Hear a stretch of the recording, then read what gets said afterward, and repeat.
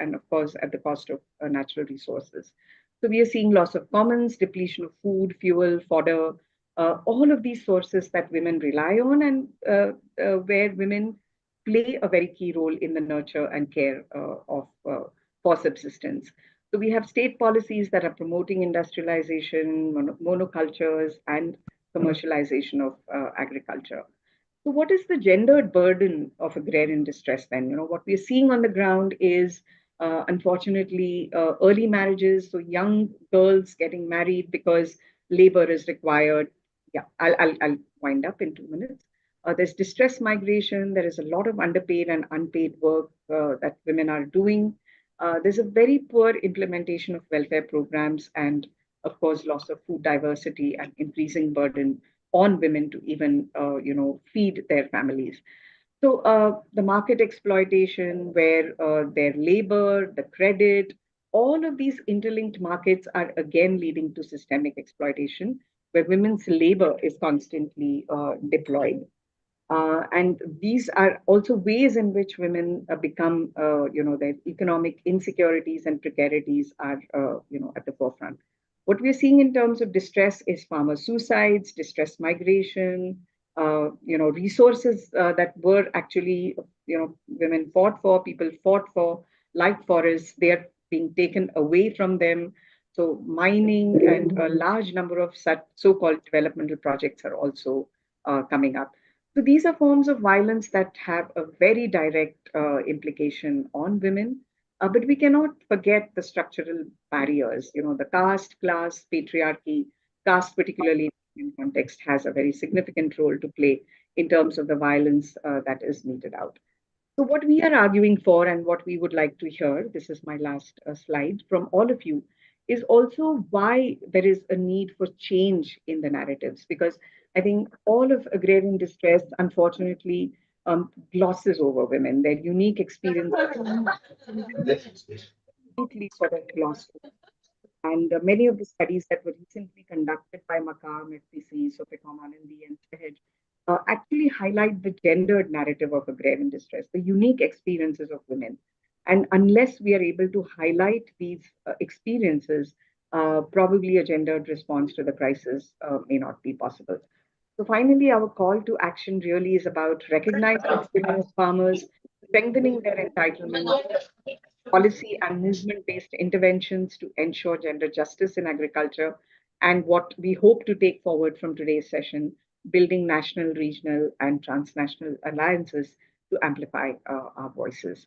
So I'm hoping that this sort of sets a backdrop for us with a lot of hope that we are seeing through our own organizing here in India. To hear from you stories and challenges, of course, that you face in your countries, but also stories of hope. So we are going to absolutely jump right into the session, and I'm going to invite each of you. Our first speaker for today is Anna from Mongolia. Anna is of course working with the herders community, and she has several years of experience. You will see the detailed introductions in the chat box. We certainly don't want to take away time, but she's the chairperson of the Mongolian Women's Sporting Federation. Anna, can I invite you to speak for presentation? Thank you. Can we request? Can you please shut off the mic for everybody else? Yes. Thank please. you. Thank you. Yeah. So, Gargi, we will need to pin the speaker and you will have to share their presentation. Sneha or Gargi, whoever. Welcome, Anna, and you have 8 minutes. Thank you, Sima. Hello, everyone. I'm from Mongolia. It's tonight 9:35, but I'm very glad to share our context and our experience with you. So, someone share me my PP. Thank you. And the first one, I would like to introduce our organization. Name is very long, Mongolian Women's Employment Supporting Federation. That means we established it 10 years ago. Our main target group is young women who have a children, because now in Mongolia it's, if we have a children, the female can very hard to find a job or something, lots of difficult issues.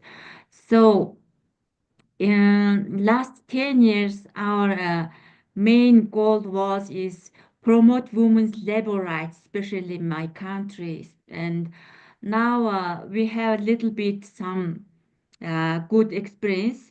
So please, can you next slide? Now I would like to talk about my country's further women's issues. You know that Mongolia located is Central Asia between China and Russia. It's a big country.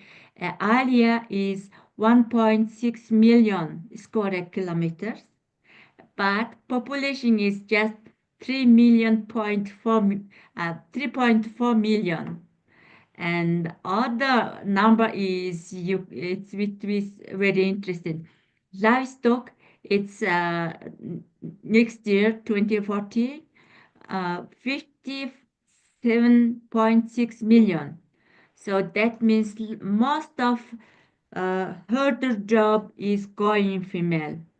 So for example, in my country, informal uh, informal employment uh, in agriculture, female is about 42.5%.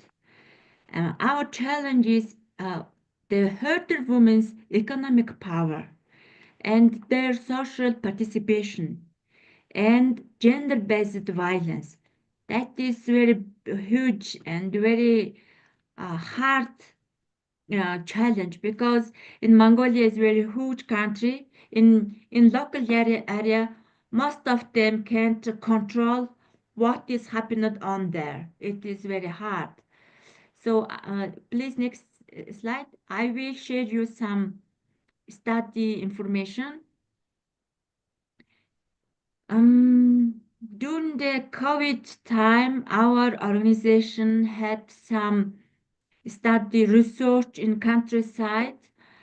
That was 2020 in March, about 5 years ago. Uh, and we find some difficult numbers study result. For example, the herder women working 25 hours per day. When I speaking out this number, our social people said me you are a lie, because the earth, the life is just 24 hours per day. So why that number is resulted that doing multiple things at the same time. Most of female can do multiple tasks at the same time. That means the herder, Mongolian herder woman working in 25 hours per day. That means if they were paid for every action and work per month, they have fined 20.8 million tukruk if they paid if it was the paid work. Unfortunately, that is not paid work. No one paid money for herder woman's work. Fact, in our National Human Rights Commission, they calculated some study, and family income 0.1 million herder. That means 45 herder said like this. And family finance management, they asked who is the manage your family finance manage, and 41% cannot pay herself and needs without partner. That means most of herder female just ask my husband or my partner. It's very hard, and you can see lots of picture who is doing some. Most of men is just reading and watching TV, and herder female is doing something. So next slide, please. Other big issue I would like to say about our Mongolian mining sector. That means, herder woman trying to save her traditional life and land. Most of time there are not power government policy and big company against them because our decision making people want to sell the mining. They want to find lots of money. Unfortunately, especially in countryside area, herder family don't want it, and sometimes big company and some government body taken their land. It's a very big uh, issues in Mongolia, and some lady who is on the picture, she's uh, older herder woman, and she's fighting the government, fighting local government, and she win. And if you're interested, you can her history movie on the YouTube. I will send uh, this Zoom message. And thank you. And until this, it's my main information. Thank you very much. Thank you, Anna, very, very much for, uh, of course, completing on time, but I think very important issues of herder women that you have raised in Mongolia and the sheer hard work that you just described. Excellent. Thank you very much. I now invite Kelly MacDonald, who's the CEO of the National Rural Women's Coalition in Australia. And Kelly herself is a farmer as well, an entrepreneur and farmer. So, Kelly, can we invite you to make your comments? Thank you. And if you could just put up slide 1, please, Seema, that'd be great. Yes. Hello, everyone. My name is Kelly MacDonald, and I represent women living in rural, remote, and very remote Australia through a not-for-profit organisation called the National Rural Women's Coalition. We present women in all their diversity and across all activities that women undertake living in rural Australia. Today, we're going to be discussing the issues of the minority of the minority. So that is women that are involved in primary production, agriculture, fishing, and the forestry industries. In Australia, it's our custom at a formal event to acknowledge the first people of Australia. So today, I come to you from the lands of the Kamilaroi people, and I pay my respects to their elders, past, present, and emerging, and acknowledge the ongoing trauma and displacement caused by colonisation. I've put a photo up of Australia, and I wanted to give you a bit of idea of where rural people live within Australia. So this picture, if you can see it, has been given to us by the Department of Agriculture. Rural women live on 95% of the land mass, but they're only 31% of the population. 85% of Australians live within 50 kilometres of the coastline, and the majority of that is to the right of that green area that you can see. So although the map looks pretty small, Australia is actually the 6th biggest country in the world and has a population of 27 million. I live sort of just in the middle there, just in the edge of the green. And for me to get to a capital city takes about 6 hours by car. And to get from one end to the end on the western coast over there is 5 hours by aeroplane, if that sort of gives you an idea of how long it takes to get around Australia. The green area is where we see most of the agricultural in terms of our production of grain, food and fibre, and the grey area in between indicates mostly grazing areas. Next slide, please. The experience of rural women and girls changes as the distance between our towns and villages increase.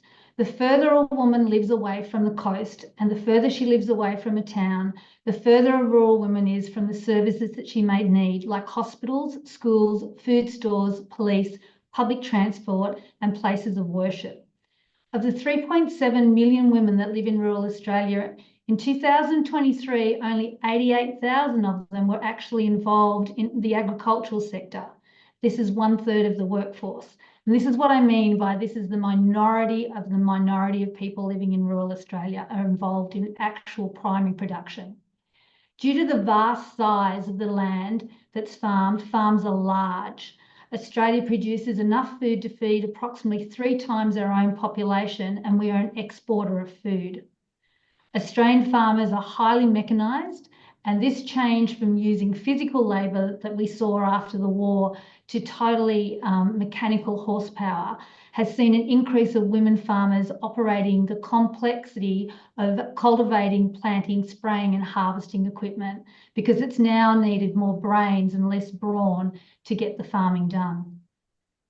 There are more and more women becoming involved in farming, especially in the research and agronomy areas. There are 134,000 family farms across Australia, but also many farms are now owned by large corporations. And in fact, 14.1% of Australians' agricultural land is foreign owned by multinational organisations. This has changed the rural culture as less families now live in isolated places. Next slide, please. Rural Australia is very patriarchal. In towns where there is a mixture of mining and farming, violence against women increases. In fact, if you live in rural Australia, you're 27% more likely to have sexual violence than you are if you're living in one of our cities. In many cases, there are no safe houses for women to go or women's services. Police and hospitals may not also be available to women in small villages and isolated farms. In rural Australia, women are more likely to experience violence for those in the cities, and there are less services to support them. The distances between where a woman lives on a farm or in a small town can be hundreds of kilometres away from where she needs to get help. While the Australian government provides telephones and online supports for women, this is not always sufficient. In small towns, victim blaming occurs, and women survivors with little resources or fear of losing their children will often stay in these unsafe homes. The Australian government has also introduced an Escaping the Violence payment plan to assist women that want to leave violent relationships. This is a payment of $5,000 in a mixture of cash and vouchers. But it's a great start, but the cost of actually leaving in Australia from a home to start a new home has been estimated at $18,000, so less than 1/3 of what you're given. So the payment falls a long way short of actually enabling women to leave those homes. Women in agriculture are innovative, hardworking and resilient. They work in often harsh conditions, isolated from town comforts. Connectivity through the internet or telephone is not always possible. We have seen many women reaching out for help through online platforms like Facebook when they're facing sexual harassment in the workplace and in farms where they work. They are seeking advice and help as they feel isolated and trapped in their farm environment with no access to transport to escape. And sometimes they're staying simply because they need the money that they get from the work. Slide 4, please. Women as part of a family working on a family farm are often underpaid or not paid at all. As they balance family life and working the land in often intergenerational family farms, their economic position is very insecure. Farms are often set up in complex business structures to protect the asset and the family from expensive divorces. Women wanting to leave their farming husbands can find that they have no access to money and do not even own the car that they drive or the telephone that they've been using, and will need to leave with nothing until a financial settlement is completed. I'm aware of women leaving farms after working on them for decades, caring for family and children, aging parents-in-law, with nothing to leave with until because of the way that farm structure has been set up. The average age of an owner of a farmer in Australia is over 65 years old and male. When family farms discuss inheritance, it's most often left to the male son in the family. and is more likely to inherit the land, and daughters are often given cash or nothing at all. There is some hope. I have seen new generation of family farmers consider daughters as landowners, and the largest owner of private land in Australia is actually a female, which is Gina Reinhardt, and she owns 6.2 million hectares, or 1.2% of all of Australia. Work has been undertaken to make women much more visible in agriculture and aquaculture sectors in Australia.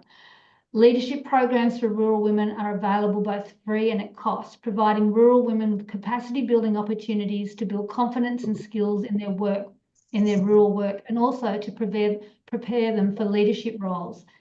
70% of agricultural production is exported. The goal is to increase this. To achieve this aim, we need a strong educated rural sector to drive innovation and to drive the tractors. National boards for agriculture and aquaculture and forestry have been encouraged to ensure that they have more women and diversity as part of their makeup, which has seen the voices of rural women raised. The Australian National Radio and Television broadcaster also ensures that when discussing rural issues, there is a gender balance and representation. As more young women from country areas see and hear from rural women leaders, and more opportunities are created for young women to take up professional paid roles in rural sector, we will create a safer and more dynamic rural workforce and make our rural towns and villages thrive. Thank you. Thank you, Kelly. Thank you very much for highlighting a number of issues in terms of also how we, understand different countries in different ways, and the patriarchal context that you mentioned, the unpaid, underpaid labor of women. I think it just resonates across various countries that we are coming from. Thank you very much. Our next speaker is Erlinda. Erlinda is a very active farm activist. She's from Costa Rica, and she's been taking on pineapple and banana corporations. Erlinda is going to speak in Spanish, and we have help from Gabriela and Amparo, two people who we hope will translate. So kindly look at the chat box for English translations. Erlinda, over to you. And you have 8 minutes, and you will have a reminder from me when you have 2 minutes left. Thank you. Hola. Buenos días, buenas tardes para los que están por allá. Un gusto estar con ustedes. Mi nombre es Erlinda Quesada, como decía la compañera, y voy a compartir un poco las mujeres rurales en Costa Rica y especialmente la población indígena y toda la situación que se da con la expansión de la producción de piña. Bueno, en Costa Rica existe el Ministerio de Agricultura y Ganadería, que es una institución que tiene una política que se supone que es para mejorar la brecha de género, y dice en su relato de la política que es para el desarrollo inclusivo en la agricultura y disminuir la brecha entre hombres y mujeres. Asimismo está el Instituto de Desarrollo Agrario, de Desarrollo Rural, perdón, que en este momento también tiene como política y reza en su política, dice, corregir las desigualdades entre hombres y mujeres. Bueno, estas son como las dos instituciones en el campo agrario que hablan algo de las mujeres trabajadoras rurales, pero pese a eso, pues las mujeres en el ámbito rural y la producción agrícola, si bien es cierto, es un sector clave para la economía de nuestro país, porque la mujer rural es la que produce, la que cuida la semilla, la que siembra, la que cosecha, y eso pues es muy bueno para el país. O sea, hay como que esa capacidad que tenemos las mujeres para este trabajo. Lideramos algunos proyectos de desarrollo agrario y especialmente de alimentación, porque incluso en este momento se habla de la economía social solidaria, o sea que de la ruralidad las mujeres estamos apoyando ese campo de alimentación solidaria para otras mujeres y para nosotras mismas y nuestra familia. Lo triste de esto es que a pesar de que hay mucho trabajo y se hace mucho trabajo y aparentemente estas dos instituciones reconocen que somos claves para el desarrollo de la producción agrícola, el salario que percibimos cuando en algún momento percibimos por la agricultura es por debajo del salario mínimo. Entonces es como curioso, ¿no? Se reconoce que somos importantes, pero en el reconocimiento únicamente está en el verbo, pero no así en la distribución de los recursos, ¿verdad? Entonces queda como el salario por debajo del salario mínimo y en realidad, pues Costa Rica, el 26% de las mujeres costarricenses vivimos en zona rural, o sea, somos las que estamos en zonas rurales produciendo los alimentos para la familia y para abastecer el mercado nacional en muchas ocasiones. Eso pues es bastante fuerte porque a pesar de todo esto que se hace, hay una gran brecha en la mujer rural, en el acceso a la tecnología, el acceso a nuevas formas de producción, eh, a su protección de salud, porque se trabaja como un proyecto más familiar y no como productora dueña de la tierra. Entonces, al no tener acceso a la tierra, trabaja como un proyecto familiar en algunas veces o se trabaja para algún empresario. Entonces, eso pues no, la distribución no es equitativa para las mujeres. Cuando hablamos de violencia agrícola, que las condiciones en que estamos las mujeres trabajando muchas veces, ¿verdad? Sin protección ante los agroquímicos, sin protección para las inclemencias del ambiente, del tiempo. Eso pues también es parte de esa violencia, no contar con esos recursos, el no tener la tierra, el no poder tener los recursos necesarios para desarrollar los proyectos personales. Yo creo que eso en las zonas rurales es bastante fuerte en Costa Rica, a pesar de que desde el 2020 está en estas famosas políticas del Estado 2020-2030, que es eh, corregir, dice, la brecha entre hombres y mujeres. Pero en la práctica nos ha costado muchísimo. Eh, Hay muchos grupos y organizaciones de mujeres que luchan por esto. Está la Red de Mujeres Rurales Costarricenses, están algunas ONGs que hemos construido entre mujeres, está la Economía Social Solidaria de las Mujeres, estamos como las mujeres que están organizadas en diferentes asociaciones de mujeres que dan respuesta tal vez a algunas de estas situaciones. Eso pues es como parte del día a día de las mujeres costarricenses. Yo creo que no se diferencia mucho con lo que las compañeras están presentando, ¿verdad? Que también, a pesar de que es mucho el trabajo, pues no se está dando el reconocimiento que se debiera. Entonces siempre hay una brecha muy grande y muchos desafíos por enfrentar. No sé si Gabriela tiene que traducir, perdón. Uh, Yeah, I was putting it in the chat, so I don't know if everybody saw it or I was putting it in the chat, not to everybody, but just to you, Seema. So that's the problem. I didn't realize that, but I have now put it in for everyone. Sorry about that. But Gabby, maybe if you can just in 2 minutes summarize what she said, it would be useful because I think people have not been able to. I think that will be good. As I said, that is in the chat, the script but maybe just as a brief summary. Well, first I would like to introduce myself. My name is Gabriela Cuadrado Quesada, and I know Erlinda for over 20 years. So I'm also from Costa Rica, and now I'm based in the Netherlands. So I'm working as a senior lecturer in water rights and justice. So what Erlinda was saying is that in Costa Rica, historically, land tenure has been in the hands of men, and that practice is continued today.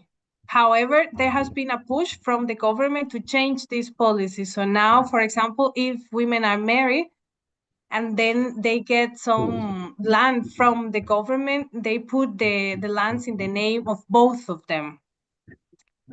However, there is still a lot to improve on that policy, but as she mentioned, there is some kind of policies that the government at least is trying to pass. However, the implementation has been very, very slow, and in some cases hasn't been implemented at all. Then she was also mentioning that there's very few women, even we have this policy, there's a few women that they actually have enough money and enough funds to have the projects that they want in their land. So in the end, what they do is they just work for their husbands or their father or somebody else. And the problem with that, she was mentioning, is that they don't recognize as a work, so they don't really get salaries. And she said that sometimes when that is the case, what they get is a minimum salary, or sometimes even less than a minimum salary, and sometimes it's nothing what they get. Then another problem that she was mentioning is that now, because of also some other kind of policies that the government has pushed for, in Costa Rica there has been for the last, in the case of I think Erlinda mentioned the case of the pineapple plantation, in the last 30 years, there has been an expansion of monoculture. So they are also grabbing the land from campesinos or indigenous people. And this land grabbing is just increasing and increasing and increasing. And sometimes what they do is that they start buying all the lands around these fincas or around these plots, so people don't have any other option more than to sell them. So of course they are, as I say, this grabbing is increasing and increasing for these corporations, that most of them are international corporations. So some of them is Chiquita or Del Monte. And doña Linda, usted llegó hasta lo de las piñeras, ¿cierto?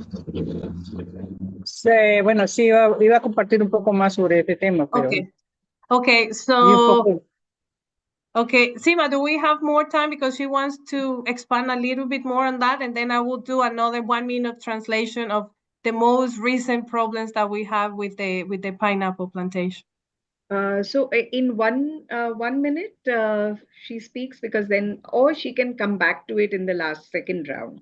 Is that's more for recommendations actually. But if she just wants to make a point in 1 minute, please ask her to go ahead. Okay, doña Linda, dicen que vaya, dígalo, el último punto. Bueno, yo quería compartirles un poco así rápido que hay unos grandes desafíos para nosotras como mujeres en Costa Rica. Una es la brecha de educación, ¿verdad? Que tenemos poco acceso a la educación formal y informal. El hecho de que las mujeres indígenas todavía es más cruel, digamos, más lejos vienen de alcanzar este objetivo que presentan las instituciones, a pesar de que son las defensoras del agua, que son las que cuidan la semilla, que son mujeres muy fuertes realmente en la población indígena, y son cuidadoras de la semilla por años y años, ¿verdad? Es una cultura ancestral que somos protegedoras de las semillas. Y el gran desafío, pues, es cómo ya no solo pedir que se nos respeten los derechos humanos de las mujeres costarricenses, las mujeres de las zonas indígenas, sino también exigir ese respeto y esa autonomía como mujeres. Con respecto a las transnacionales, pues eso es una de las violencias que vivimos constantemente, es un atropello a las mujeres, porque tras que a las mujeres les cuesta mucho accesar a la tierra, las transnacionales están acaparando las tierras costarricenses. En este momento, pues hay grandes plantaciones de piña, de banano y otros productos de exportación y están generando quizás un tipo de empleo muy, con salarios muy bajos y un tipo de trabajo muy fuerte donde a las mujeres les toca mucho que exponer su salud, no solo la de ellas, sino de sus hijos. Mujeres embarazadas trabajando en una plantación piñera es terrible. No tener ni siquiera los servicios sanitarios a mano para poder cambiar su toalla sanitaria, pues es una violencia total y creo que esos son como los desafíos más fuertes y uno muy fuerte que nos queda es llegando esos saberes ancestrales, ¿verdad? Que como lideresas debemos de seguir protegiendo. No sé, Okay. si hay luego alguna pregunta o alguna cosa más que quieran saber, con mucho gusto. Sima, should I just quickly in 30 seconds, she was saying that even though women are the defenders of the water and the defenders of the seed, they are still being, not recognized, even though she explained that there's some push for this, but it's not the case yet. And she said that actually, even though there's these policies, the transnational corporations, they are making everything worse. As I said, an example of pineapples. And then she was saying that actually now many of these women, in particular, she was mentioning now indigenous women, they are working sometimes for these corporations where they are having very long hours, like the hour should be like 8 hours in Costa Rica by the labor law. However, they work 12 or 16 hours, and then also in very extreme weather conditions. And then she also mentioned that, for example, when they have the babies, they don't know where to leave the babies and sometimes take the babies. And she said also that sometimes you don't have even if you are with your period, there's no even a bathroom. So there's no any way for any kind of sanitation facilities. So that is also, of course, affecting everyone, but particularly women. So I will keep it like this, but if there are any other questions in the chat, I can translate a little bit more. Thank you. Thank you so much, Erlinda, and thank you so much, Gabriela, for the translations. The story sounds so similar to migrant workers here in India as well. Without losing time, I'm going to invite Yasmin. Yasmin is with the Union of Agricultural Work Committees. She's an international advocacy coordinator based in West Bank, Palestine. Yasmin, welcome, and please go ahead with your points. Hello, everyone. Thank you so much for being here. And thank you, Seema and the other colleagues for the really, really critical interventions. And thank you for the kind introduction. My name is Yasmin. I'm with the Union of Agricultural Work Committees, UAC. We are an independent Palestinian civil society organization working in Palestine to support and strengthen the steadfastness of Palestinian farmers, herders, fisher people, peasants, and all rural communities in Palestine as we struggle to remain on our land in the face of the Israeli occupation. At dawn yesterday, the Israeli occupation resumed its genocidal war on the Gaza Strip, launching a brutal wave of airstrikes that have massacred over 400 Palestinians and injured nearly 600 in just a few hours. The number of martyrs is still rising, and countless people remain trapped under the rubble. And even during the supposed ceasefire, the Israeli occupation broke that ceasefire at least 1,000 times, according to reports by Al Jazeera. And for 528 days, the occupation has carried out a campaign of extermination by against the Palestinian people across the Gaza Strip, plus 76 years of a long-term ethnic cleansing campaign against the Palestinian people across all of historic Palestine. For 18 days since March 2nd, the occupation has sealed Gaza's borders shut and has refused to allow in even the most basic humanitarian aid, including food, medicine, fuel. And the entire population of the Gaza Strip has been left to starve under an enforced famine, while the Israeli occupation continues to rain bombs. This is not new. Through systematic violence, resource blockades, and targeted destruction of farmland and infrastructure, the Israeli occupation has manufactured and continues to maintain a human-made famine in the Gaza Strip and severe food insecurity in the West Bank. Palestinian farmers, who are the stewards of the land and the lifeline for food production, are bearing the brunt of this devastation, with livelihoods, heritage, and food systems targeted in an effort to erase their presence and self-reliance. And Palestinian women are multiply marginalized as a result of the occupation's structural violence against the occupation. Palestinian women are the backbone of our society, and especially rural society. In Palestine, women are about 87% of the labor input in livestock production, and over half of the labor input in plant production.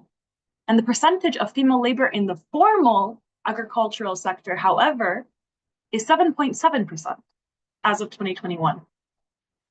Now, nearly 90% of Palestinian women in the informal economy work in agriculture, and rural women constitute 30% of the Palestinian female workforce.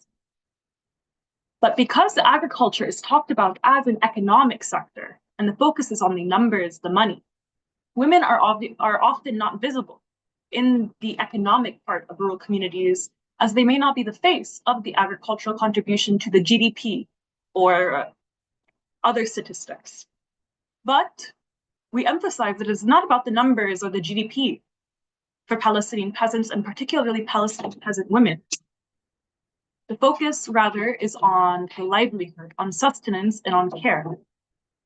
And we emphasize, again, that Palestinian women are caretakers of our land.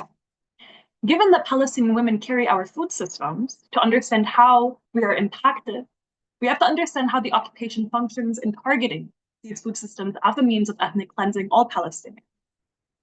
Now, we know that Israel is a settler colony, and settler colonialism entails elimination and forced displacement of the indigenous population of a land and replacing them with a settler population.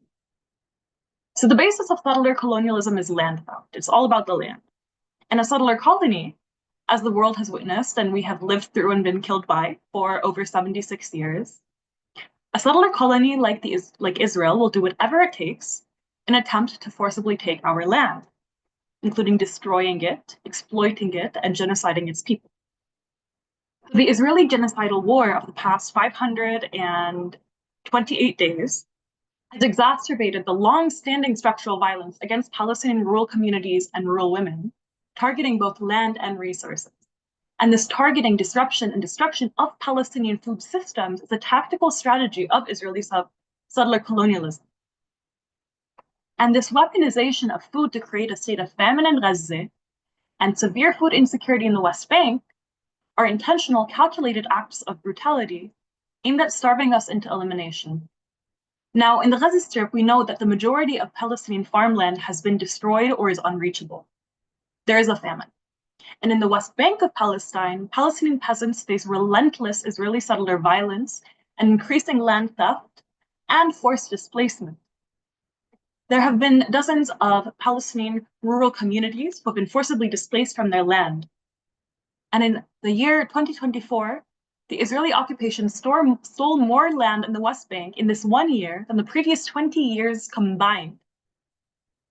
And along with the constant violence of the Israeli occupation forces, ongoing Israeli military lockdown of the West Bank, rapidly escalating settlement expansion, there's an imposition of over 900 movement restrictions that restrict our movement.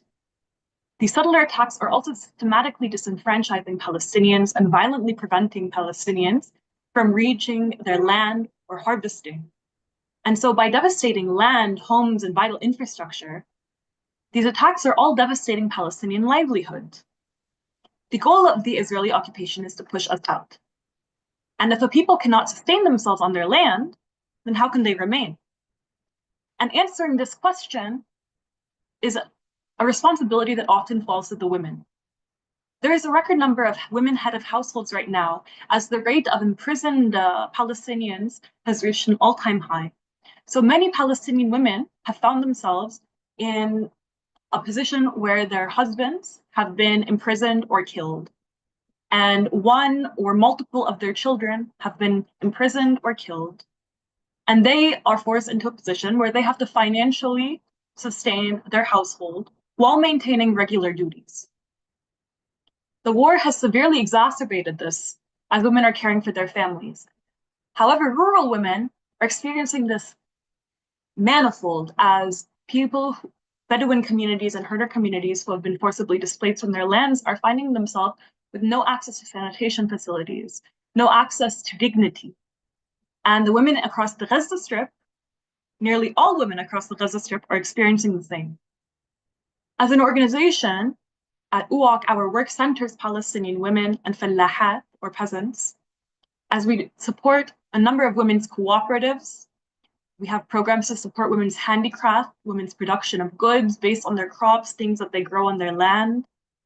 We provide dignity kits, food, and other necessary needs to women who are facing crises, but also sustainability, investing in infrastructure and sustainability. Palestinian women will remain the backbone of our society as we continue to invest in one another. But unfortunately, given the Israeli occupation, the increasing severity, and the genocide that is still ongoing, we face tremendous challenges in front of us. And I'll address some recommendations later on in this session. Thank you so much.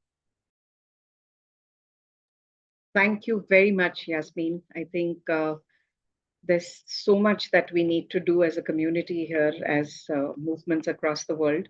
But thank you for highlighting that, and we will come to the recommendations and how we can support and be in solidarity. Thank you very much. We move to our next speaker, Amparo. Amparo Mesiano, she's the national coordinator of the National Rural Women's Coalition in the Philippines, and which is a network of over 300 women farmers. So, Ampi, can I request you to make your presentation? Sneha, maybe you have to share her presentation. Yes, I will. Ampi? Yes. Ampi, are you here? Yes. Yes. Okay. Good evening, everyone. Good evening in the Philippines, and good morning elsewhere. Thank you very much for inviting me and our organization. The National Rural Women Coalition is, in Filipino, it's called Pambansang Koalisyon ng Kababaihan sa Kanayunan. And I saw that our sister in Australia also has their own National Rural Women Coalition. Our members are composed of peasant women, fisher folk, and also indigenous women and women in the informal economy. Next slide, please. So our situation in the Philippines is that, next slide, please. Yeah. The rural women in the Philippines, they face multiple crises. They experience hunger. They also face threats of displacement. And even though they play a big role in rural development, their work are not equally valued and supported. Their roles as food producers are in all phases of production, pre, during, and even post-production. Aside from this, they spend 12 to 13 hours a day doing unpaid care work, compared to men who spend only around 5 to 8 hours in a day. Yet the registry system of our government, we call it the registry system for basic sector in agriculture, showed that female farmers only comprise 43%. And among the fisher folk, it's much lower, 33%.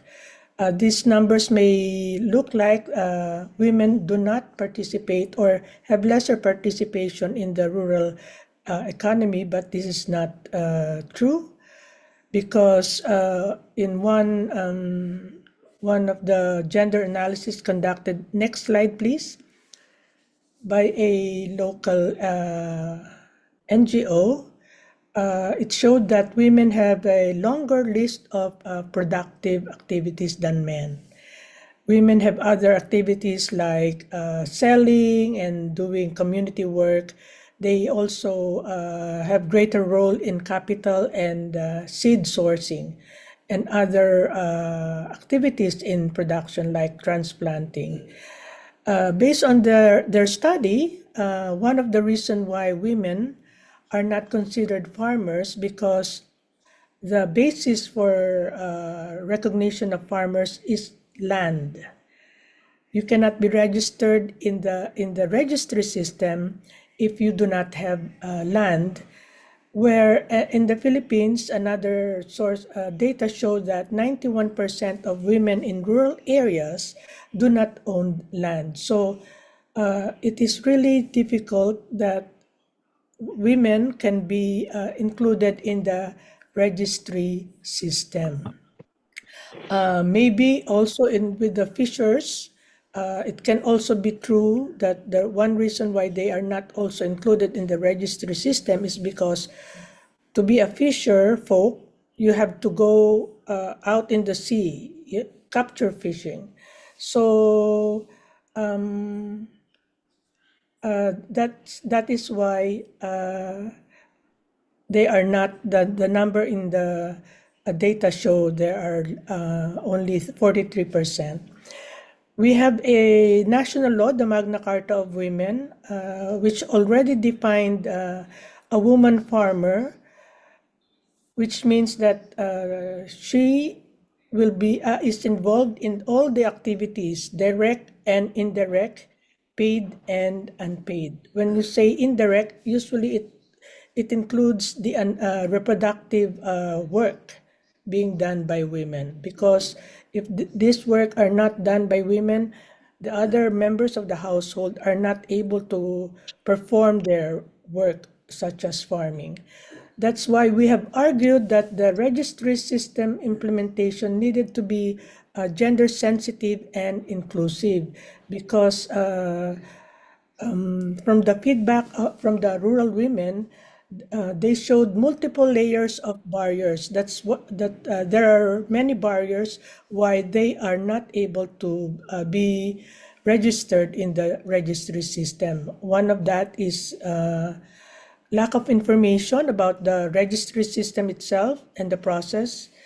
And they also, the requirements, documentary requirements, such as identification cards, are also difficult for the rural women. Also, lack of time to register themselves due to the multiple burden in the field and the care work, and the distance from the registration center. Also, one issue is lack of gender sensitivity even among the implementers, aside from including the varying interpretation of the registry system itself.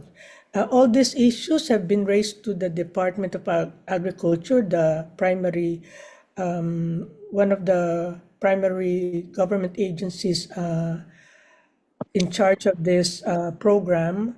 And the reason why we raise this issue is because the registry system is also the source of information for the provision of support services, disaster response, and relief assistance. Next, please. In the Philippines, next slide. We also have the next slide, please.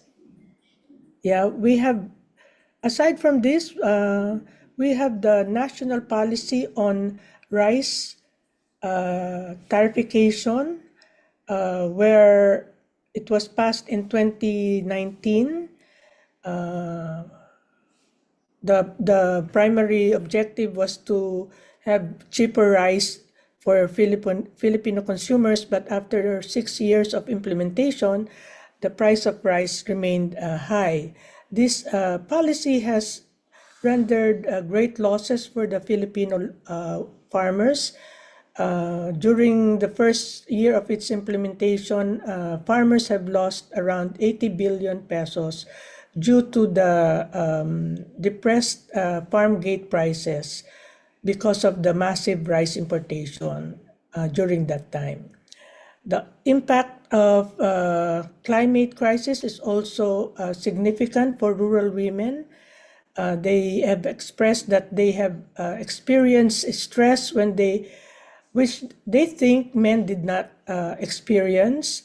With the climate crisis, women have to do double time or double effort to ensure that their families survive from hunger and loss of livelihoods. They also observed that the care work have become heavier with climate change, especially the Philippines is very prone to disasters. We experience 20 typhoons in a year. And during that time, when there are difficulties in sources of water and food, it becomes even difficult for women. So some women would look for work outside of their communities, leaving their households behind and often delegating their tasks to the girls, who in turn had to stop schooling, making them vulnerable to teenage pregnancy and early marriage. There are also cases of displacement due to threats to women farmers. One particular case is about the ongoing land dispute, who have placed women agrarian reform beneficiaries in especially difficult situation.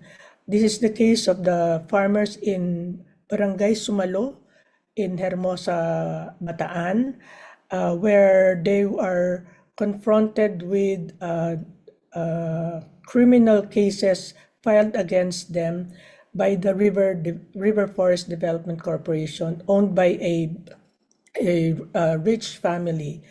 This resulted to eviction and criminal cases like theft, trespassing, and also estafa and things like that.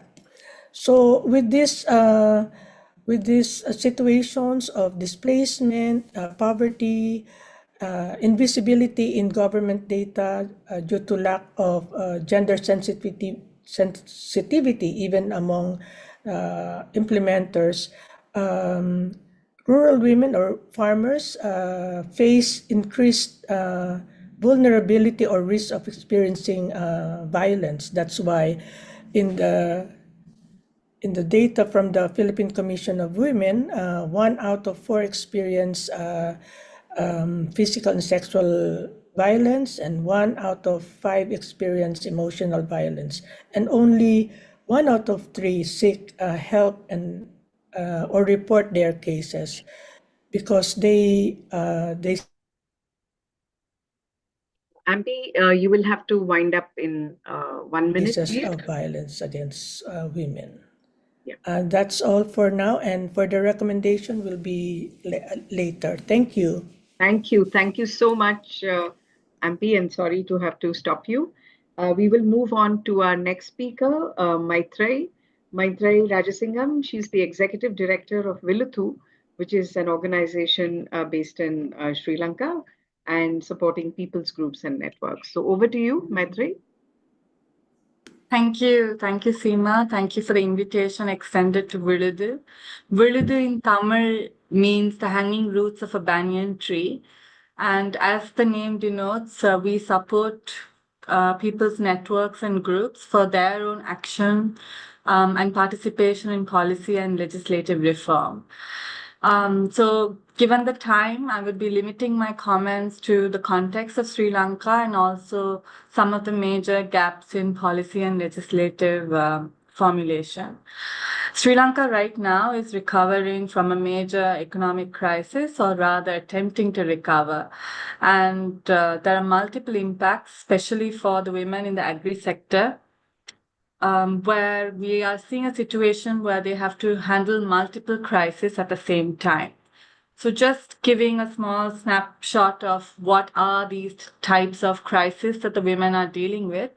From 2021, we had a severe inflation and rise in living costs, extending to, I think, over 40% was the official number in the inflation. And for food and other related costs, it was over 90% an increase in costs. So whilst they were struggling economically within the household, and as a nation, the state was also struggling economically, we also had to grapple with very striking changes in climate.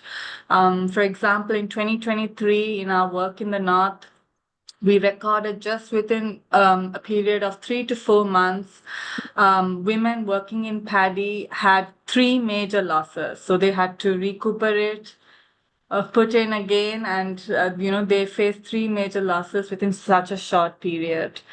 All of this together with really bad policy making that happened in the period of 2021, where I could touch upon it in the question round, but where Sri Lanka was heavily reliant on synthetic pesticides and fertilizers. So that was stopped because of the economic situation. And this exacerbated the condition which caused severe food security issues. So the WHO actually estimated that over 30% of the Sri Lankan population was food insecure.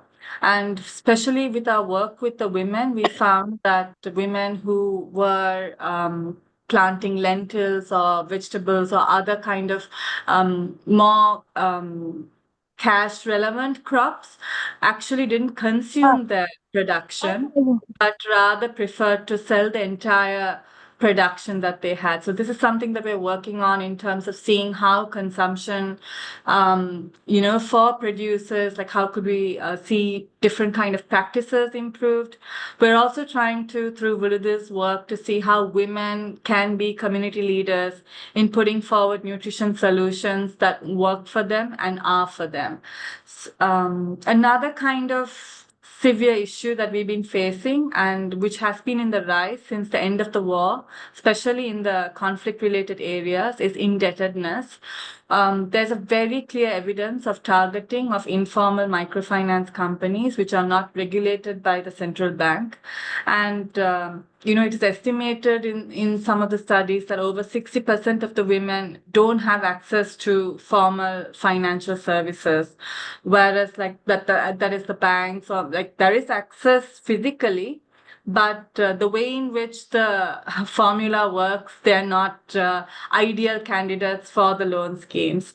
And the loans that they're taking are for essentials such as food, education, health. So with the losses that they're facing in agriculture due to the climate, you can see that there's a cyclic process where multiple debts are, being incurred by them at the same period. A kind of evolving problem that women are now, I think, being introduced to and having to respond to is the corporate capture of agriculture lands. We've seen for mining, we've seen for production of alternate energy like the wind power or solar energy, and very much private sector, but there is indication that there is state support because it is in the name of economic development. Much of our agricultural land is state owned, so the state also has there are legislative provisions that enable the state to take back state land for any economic development or a worthy cause. So women have been responding to that with protests. We are right now seeing a little more interest in litigation, in reclaiming their rights. So that is a positive change that we are seeing. But very much because it's scattered all over the country, I think as women in the sector, we're still not seeing that connection of how this capture is happening and how we can respond or protest against it in a more systematic manner. So that is also something that we will have to learn. Another evolving kind of issue that women are grappling with is with root causes of the war not being addressed. We're seeing that the communities now have to share, these resources, and the history of violence, of animosity, kind of then, transfers when there are questions into how resources are going to be shared.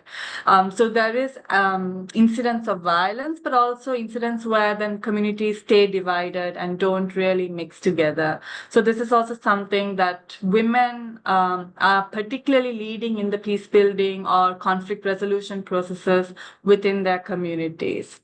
Just to touch upon the fundamental issues that we've seen underpinning policy and legislation is that there is no political commitment to prioritize women. And I'll just give you a little example for that. Is we had in 2024, the beginning of 2024, legislation proposed, which was the microfinance bill. And this bill essentially tried to control women's small revolving funds, the small collectives, 15, 20, 100 women come together, collect a fund. And we know that this is how they survive. This is how they, this is what they keep for a really bad time. And, this is something that's so intrinsic for their survival. So the legislation tried to control that kind of, funds that women collected. And it completely ignored the microfinance companies that were causing severe impacts for the women, whether it be sexual violence, that was causing women to commit suicide. So they were completely unregulated and unchecked in the proposed legislation. So this is also something that Virudhu supported rural women to oppose before the Supreme Court. So that's a very good example to show how the legislation is still not prioritizing women. And that a key reason for that is women are, especially rural women, are not being given a space in the policy making or in legislation. I also want to touch upon in the last minute that I have that there's patriarchal systems and structures are also ignored. One such example could be access to water, and water is a huge issue for Sri Lanka, access, and women's differentiated access, the discriminatory access to water is still not considered in the mainstream. We also have culture and traditional practices that are discriminatory. One such example that I can give is the work that we do on menstrual dignity and rights. So when a woman is menstruating in a lot of the cultures, there are limitations in the agri activities she can do, such as, for example, she's told she cannot water plants, she cannot be part of the harvesting. So these are certain things where we want to change practice. We want to change the attitude within the communities and a supporting, enabling environment for the women. The last point that I wanted to touch in the policy is women and recognition for women. Virudhu did a special research through a participatory framework where women directly participate as equal stakeholders with the researchers on who they are. So women heads of households and what the definitions were. And we found a very pluralistic, evolving definition. So likewise, for Sri Lanka, women in agriculture or the sector is not clearly defined. And, at the introduction, we had Seema giving their definition of who these women are. But I think we should be pushing these kind of inclusive definitions in the mainstream, because only when we realize they're a pluralistic group can we address the individual needs of the subsex. So that is also something absolutely essential in policy making, which is missing. And I think my time is up. Thank you. Thank you. Thank you so much, Maitreyi. That was so insightful, and we really never have time. So thank you, and hopefully we will come back to you. Judy is our last speaker for now, and she's the co-founder of Lilac in Philippines and a long-time advocate of Indigenous people's rights. So Judy, over to you. And Judy, I would also request you, since you're the last speaker, that you also give your recommendations, and then we will move in the reverse order. Oh, okay. Can you please allow me to share screen? Yeah. All right. Good day, everyone. I'm Judy. I'm from Lilac Purple Action for Indigenous Women's Rights. It's a collective of feminists and women human rights defenders defending Indigenous women's rights. And thank you, Seema and the company here for this chance to share with you a peek at the situation of Indigenous women in the Philippines and their situation on their land.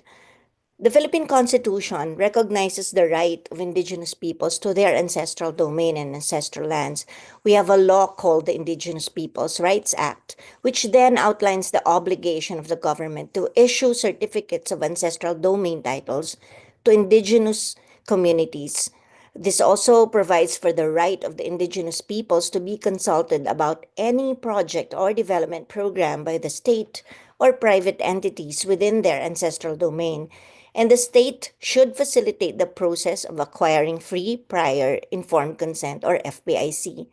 However, other laws run conflict with this, such as the Mining Act of 1995. This allows 100% foreign ownership of the mining operations within Philippine territories. This practically means the encroachment of ancestral territories by corporations sanctioned by the government.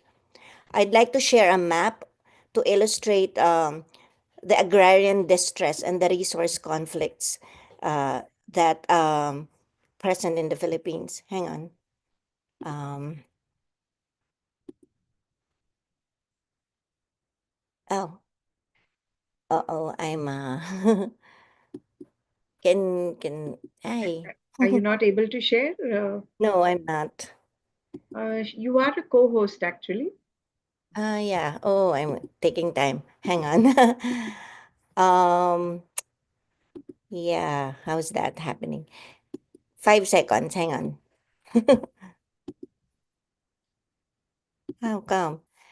I should have shared, no? Yeah. Do you still want to email it to us as you speak? We can try to show it. Hang on. Here, wait.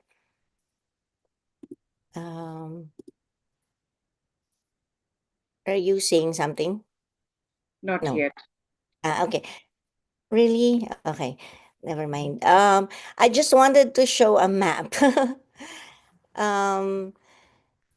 Yeah, maybe I can share while this is so sorry.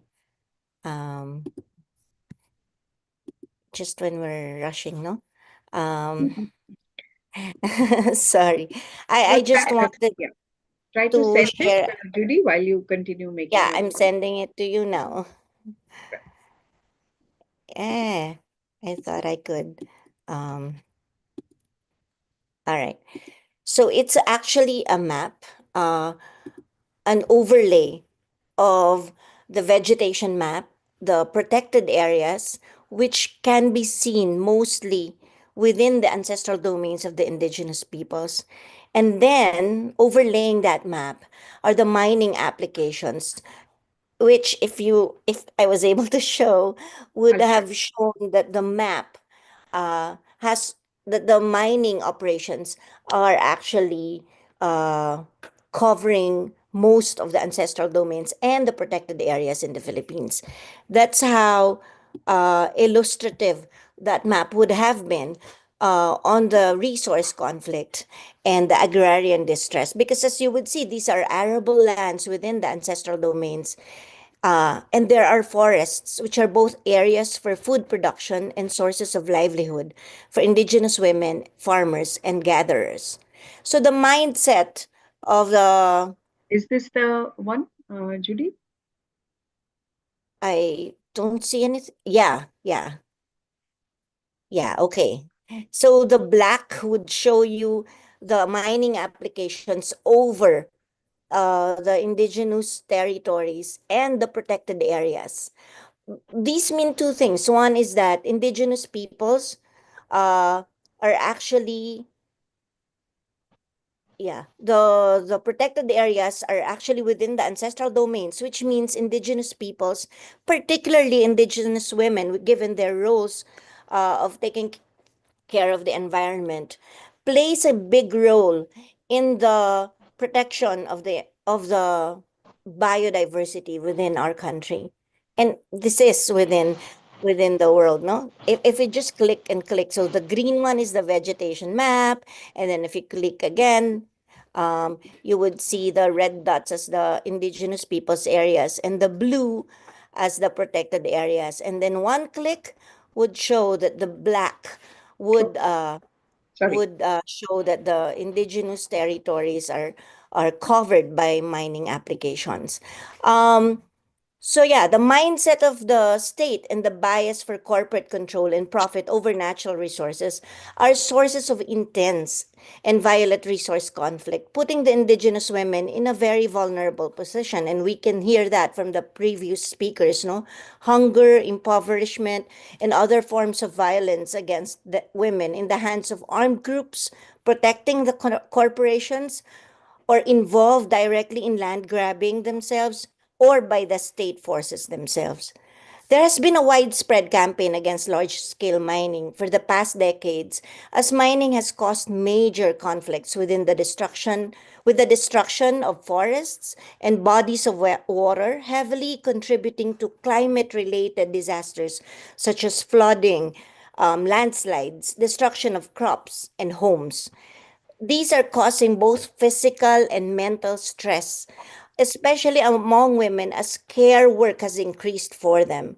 The loss of lands and poverty are the major push for early marriages, which also increases teenage pregnancies among indigenous girls. In 2014, the government imposed a moratorium on approvals of new mining applications, but this has been lifted in the current government. So there has been a renewed aggressive push for mining. New mining applications have been approved. New steps are being taken to further facilitate the application process of the mining corporations. The justification of the government, there is an urgent need to meet the demands for what is called critical or transition minerals. Some of these are nickel, chromite, and the Philippines is one of the highest producers of these minerals. These are minerals needed for the clean green transition from fossil fuels to solars, um, to wind and hydro. So the aggressive push for mining of these critical minerals is part of the so-called climate solutions being peddled by the corporations. We, of course, do not accept this, referring to this as part of the false solutions to climate crisis being peddled by the authoritarian governments and, of course, the corporations. The big challenge now is that these corporations and the state are mining ancestral domains with the green transition as climate solution being their badge of honor. The indigenous women have always been and still are at the forefront of the resistance against corporate led so called national development and now climate solution. This is so despite the threats and danger that they face because they dare to oppose and defend their rights. The Philippines has been, for the past decade, been consistently topping the list of the highest number of activists killed, mostly indigenous and land rights defenders. This is according to Human Rights Watch. But as you can see in the photos, the indigenous women, they persist, they continue to resist and organize themselves and defend their territories, their rights, and their lives. The active involvement of indigenous young women is a source of hope, and we stand in solidarity with them as their struggle are ours too. Um, because Seema asked me to push with recommendations, very short. These recommendations are actually part of the narrative report of the Philippines to the on the Beijing Platform for Actions Plus 30.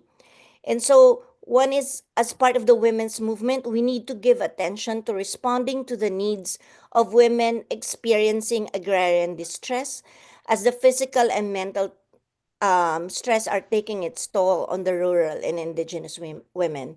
We also have to have collective work towards transformative action in changing paradigms of development, of good life.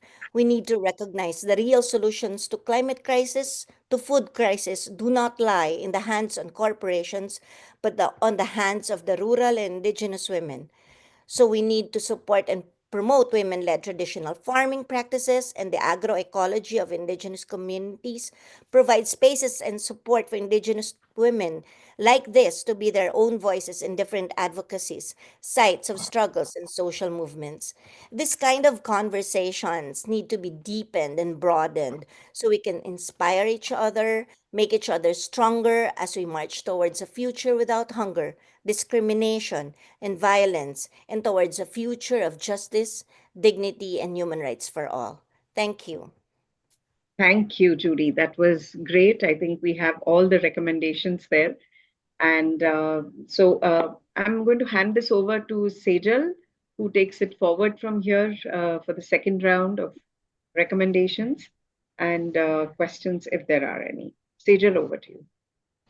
You know, we have run out of the official time, but if I can actually have people stay over for 15 minutes so that we can go over the round of recommendations and then at least have a quick next step of where would we like to meet again. It's so important. So much of what we heard today echoes the stories of our own lives everywhere. So whether it be Palestine or Sri Lanka or India, Mongolian herders, pastoralists, that is the community that we work with here. I am going to call upon Yasmin because she has to leave to give her recommendations first.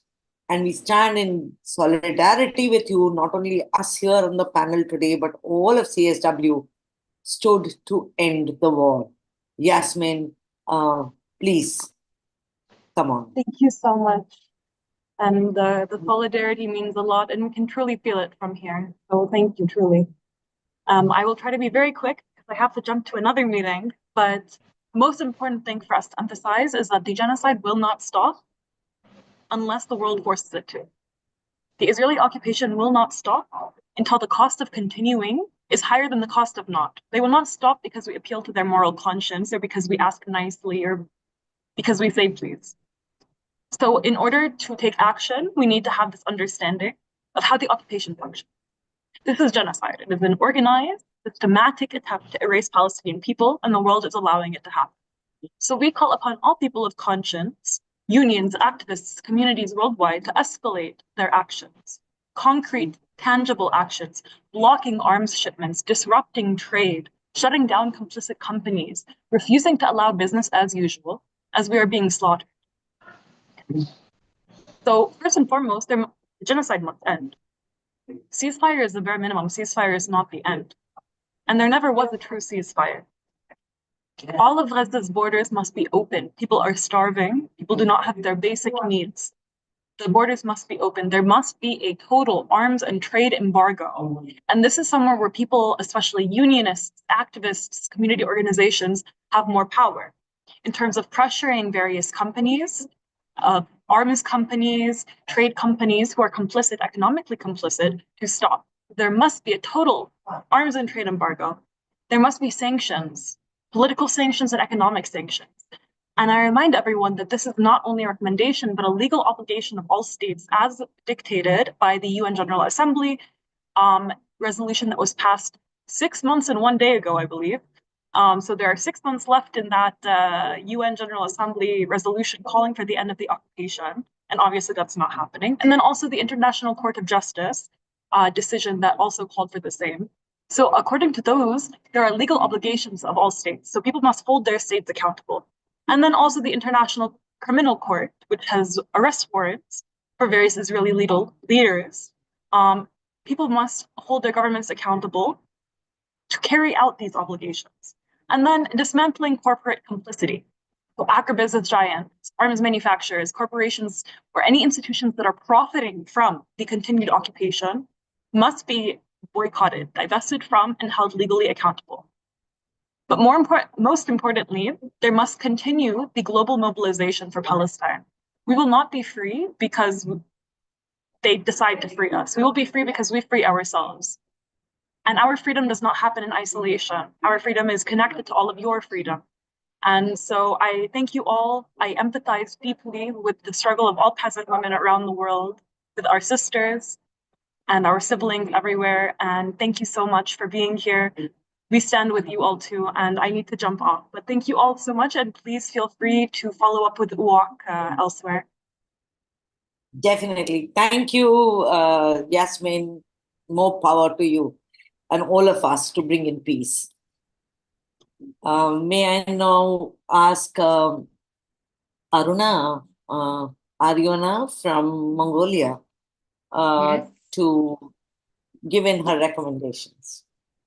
Thank you. It's amazing, panelist. I'm very happy to learning from your experience and lots of information. It's very happy. So if you possible, please show my last slide, please. During the Gargi Sneha, session, please share. during the session, Yes. I think that in most of countries, especially in Mongolia, we can't find any official data information about the female agriculture employment. It is big problem. That means if we cannot calculate, how can we find how can we create the policy something? So just in my country, I would like to say, for example, this picture, our organization, non-profit, non-government organization, we are organizing some training about climate change in countryside for herder women. This herder woman is living in behind area of the Mongolia. That means very cold and very beautiful area. And then we traveling in Gobi desert area. That means the desert area is very hard and facing to climate change, no water, no good life, and that it is very interesting training. That means if we want to create agriculture, women's labor and other human rights issues, we should be discuss about it with them, we should be listen their voices. Unfortunately, most of government did not. So that means any government should be have to say partnership in non-government organization, because in my mind, non-government organization, that means bridge between between people and government, is it? But in my country, our government just partnership in private sector. That means lots of company for profit company. So if we want to discuss about this, should be find our hand to hand. I mean, I want to ask your help for my voice in UN, Human Rights Commission, because this year, 2025, Mongolian government sent them UPR report also, and NGOs now going to sending our report about United Preview UPR, sorry, some word is not going. So if we together speaking our voices in the high level decision making area, we maybe our voices can do listen other people. That's my thinking. Thank you. Thank you so much. So much of your recommendations also speak to all other categories and not just herders. They speak to many other categories of women where we need to be on the table, where decisions are being taken May I now call upon Amparo from Philippines to give her recommendation? I think there should be more support for rural women, women farmers, especially those who are taking collective action in studying their situation and address and doing direct action to, such as organizing, capacity building, and bringing their voices to the government, government especially, because government should be the ones who should protect and promote the rights of the women, especially marginalized women such as the farmers. There should be continued organizing and strengthening even among the organization themselves, and strengthening solidarity. I think that is very important because I saw in the sharing that we share a lot of common issues and aspirations. So there should be more solidarity, and that can come in different forms. And yeah, I think that's it. Thank you very much again for giving this opportunity. Thank you. Thank you, Amparo. Maitreyi, can you please give us what is the policy recommendations we have for women farmers Yes, from Sri Lanka and thank all of you. us? Yeah. I think first and foremost, we have to give opportunity for women to lead processes.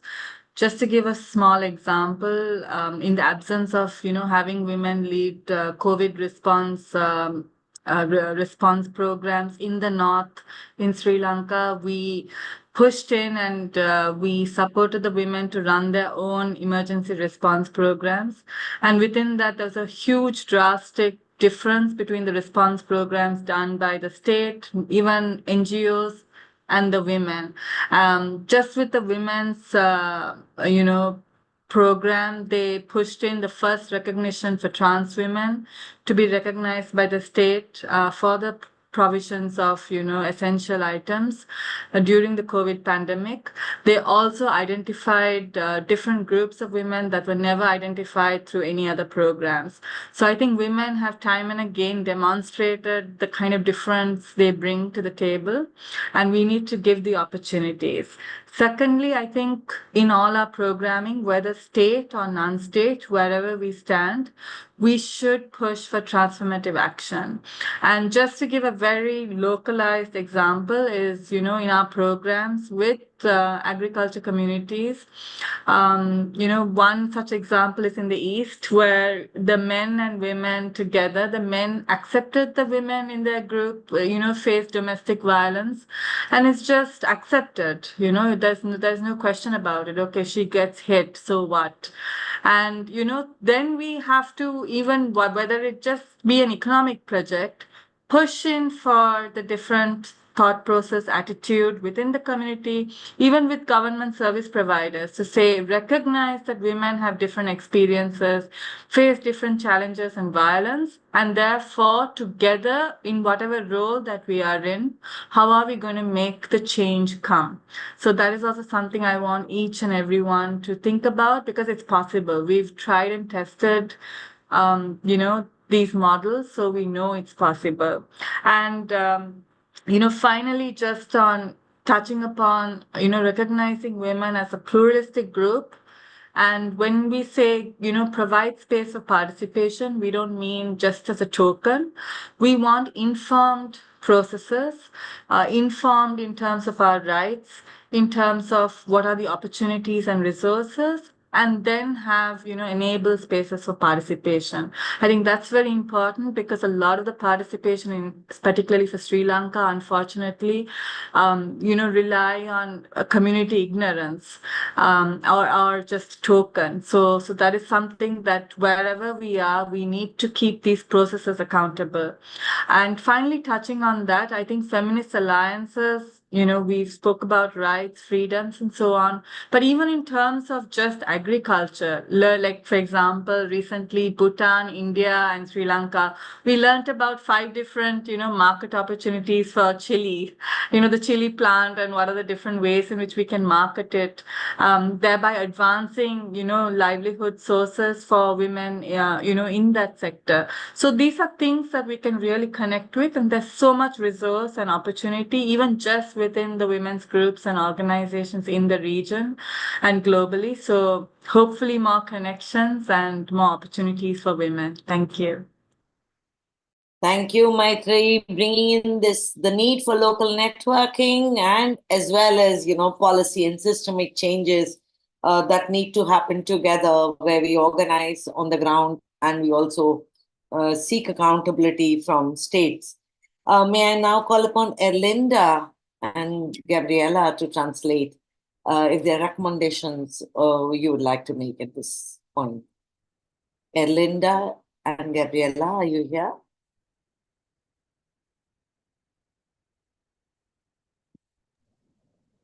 Seema? No, I don't think they are. I don't think they are there. But Kelly is here, so I will request Kelly from Australia to. She's been typing out a lot of her recommendations on the chat, but I'm glad, Kelly, come and share your thoughts on this. I just wanted to say what an absolutely fantastic panel, and it's interesting, for it doesn't matter where you come from the world as a rural woman, a lot of our issues are exactly the same. And so I think one of the things that I think would be just fantastic, and I can see from the chat other people are thinking it too, is that we need to have some sort of collaboration. Let not this be the last time rural women come together, because when we get together and we advocate for something, we can really, really make some really big differences that benefit us all. And there's some really big treaties and ways that we can do that, whether it's the ILO, whether it's a COP, whether it's a CSW.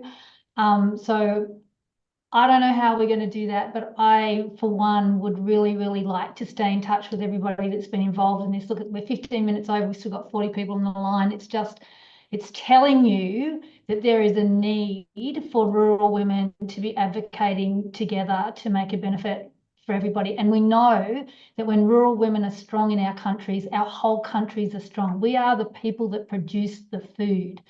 So I'm going to hand it back to you, Sajal, because I'm leaving the next steps to you, but just count me in. Yes. Thank you so much, Kelly, for setting that off on what we need to bring in. And I am going to, not attempt to summarize what already everybody has said, but I was just trying to share some thoughts on what, obviously, the big recommendations are to resist this onslaught on our bodies, on our lives, on our livelihoods, which are controlled by a patriarchal corporate consumeristic control. So, I mean, we have to resist, hold the line, and also, therefore, then support the defenders who are on the front of this ground. And we have to call out all this captures, illegal captures on land and lives. The second big piece that we heard today, and I'm just going to try and summarize that, was really to do with recognition of the economic and the value we bring to the world, both in the care of the environment, the care in the household, and therefore actually making the world food secure. Whether we are producing, we are gathering, we are herding, fishing, we're doing all kinds of activities, and yet our economic contribution, Philippines was saying that we are not captured as farmers. In India, we have a policy, but it's not implemented into programs, not backed with budgets. So everybody's facing the complete invisibilization of our contribution to the food and the nutrition security of community caring, and I'm sure there's so many interactions between climate care and the work that women farmers do. So one of the asks that MAKAAM has been asking is that we want all recognition. This women in agriculture, all that, we want to be recognized for our knowledge and skills and the labor that we put in. We need all UN documents to call us farmers. We will fight for resource rights, but don't link our ability to sit on the table and to discuss and to lead the change by invisibilizing us as workers. So even if I'm an agriculture worker, I want to be on the table. Today we did not discuss, and many challenges I'm sure didn't come up, but in the South Asia Pacific region, Kelly, you were there. We spoke of the new dangers of data digitization and the centralization that's happening. We heard an example on Philippines about women not getting onto the registry. We have the same problem in India where we are not on the agri stack because we don't own land and we don't have collaterals. And we heard of the enormous pressures that women farmers go through. And I think we need to investigate and see why is it that the large corporates that were into fertilizers and seeds now have equal or larger investments in data. And that is a new danger also that we need to open, and we need to make them as transparent, because they are not states, but they have enormous power transnationally across lines, global lines. So we need to investigate that. And I think what everybody here on the panel is saying, that we really need to lead the way to transform, to put food and nutrition security, to put environment in the center, as we do as small and marginal farmers, as herders, as indigenous women, and that we are of multiple intersectional identities. We are Dalit women, we are indigenous women, we might be trans women, we might be a lot of young women in your pictures we could see. So I think we are already talking of generational, intergenerational livelihoods across the world. And I'll end here and say that it was so wonderful to be with all of you. And we do hope that we will continue these conversations, and we will create a very strong transnational alliance to visibilize, to have a deeper discussion on what is the new, what is it that we are creating new. I think what we are resisting, we know very clearly, and all of us are going to fight that battles on our own grounds. The communities are going to do it. But what are we creating new, and where is it that we will continue to learn from each other, share spaces, make our voices heard? We in Mahila Kisan Adhikar Manch from India really look forward to being part of such an alliance transnationally. And we will send you a mail, Seema, after this. Any last words? No, absolutely. I think it's just been so engaging. And I think, for us, it's been a huge opportunity to actually connect with you all. And as Kelly said, this is just the beginning. And we are committed at MAKAAM, definitely, to carry forward this conversation. And yes, thank you very, very much for a very engaging conversation. And we will be in touch with you individually. And please, let's also bring more coalitions across different countries. So we'll be in touch with you for our next meeting, probably, that we will organize in a couple of months. Thank you. Kelly, the next opportunity is the We Deliver conference that's happening in Australia.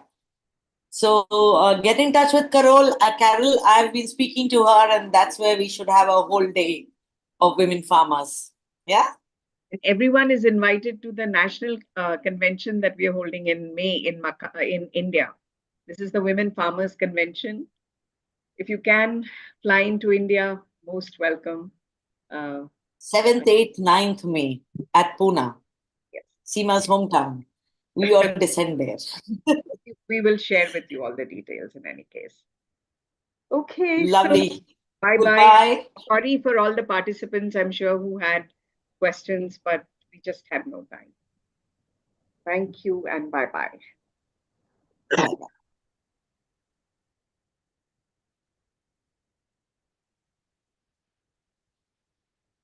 Thank you, everyone. Thank you, Seema. Thank you, Judy. Thank you, MP. Thank you, each one of you, Maitreyi.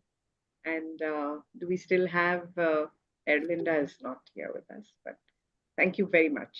Yes, it was wonderful. Bye-bye. Bye. Bye.